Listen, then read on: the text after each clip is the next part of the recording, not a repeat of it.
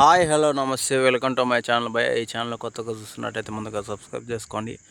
అలాగే నేను చెప్పే వీడియో నచ్చితే మాత్రం అందరికీ షేర్ చేయండి భయ. నేను నిజంగా ఇప్పుడు చెప్పే వీడియో మాత్రం ఖచ్చితంగా మీ అందరికీ నచ్చుతుంది, ఎందుకంటే నాది గ్యారెంటీ. అయితే ఈరోజు మన టాపిక్ వచ్చేసి మన అనురాగ్ పూర్తి గారిది, అలాగే మన ప్రభాస్ అన్నది సినిమా ఫజ్జీ సినిమా నుంచి అయితే ఒక ఇంట్రెస్టింగ్ ఫ్యాక్ట్ అయితే చెప్పబోతున్నాను భయ్య.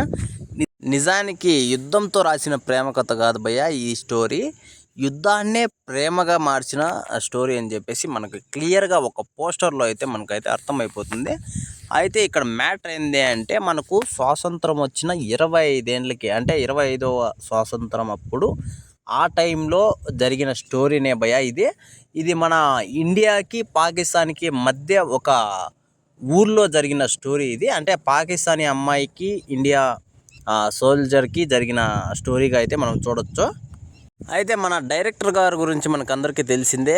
మన చూపించే ప్రేమ కథని ఏ రకంగా అసలు మనసుకు అద్దుకునేలాగా చూపించడం ఆయన స్పెషాలిటీ. ఆయన సినిమాలు ఏ సినిమాలు చూసుకున్నా కూడా, మొన్నొచ్చిన సీతారామం సినిమా చూస్తే అసలు కళ్ళలో నీళ్ళు వస్తాయి కొన్ని సీన్లలో. అయితే నిజంగా ఆయన అంటే లవ్ స్టోరీకి ఆయన ప్రాణం పోస్తారన్నట్టు. మరి చూడాలి.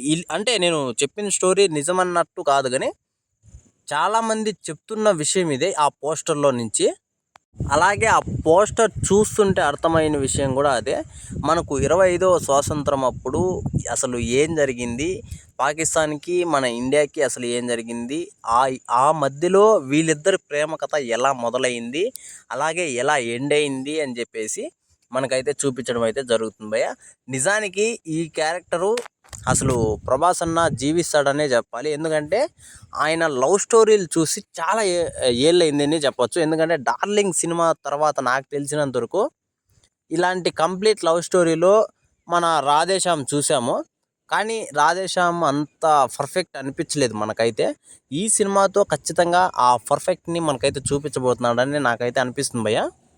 మరి చూడాలి ఎలా ఉంటుంది అని చెప్పేసి. అయితే నేను నిజంగా స్పిరిట్ సినిమా కంటే ఈ సినిమాకి, అంటే వీళ్ళిద్దరూ డైరెక్టరు మన ప్రభాస్ అన్న కలిసే కొందరికి, నాకు ఆ పూజ ఫస్ట్ జరిగే కొందరికి, నేనైతే నా మైండ్లో నుంచి స్పిరిట్ సినిమాని అసలు పక్కకు పెట్టేస్తే భయ్య, ఈ సినిమా కోసము ఎప్పుడెప్పుడు వస్తుంది అని చెప్పేసి ఇంతలా ఎదురు చూడడానికి కారణం మన డైరెక్టర్ అనే చెప్పాలి.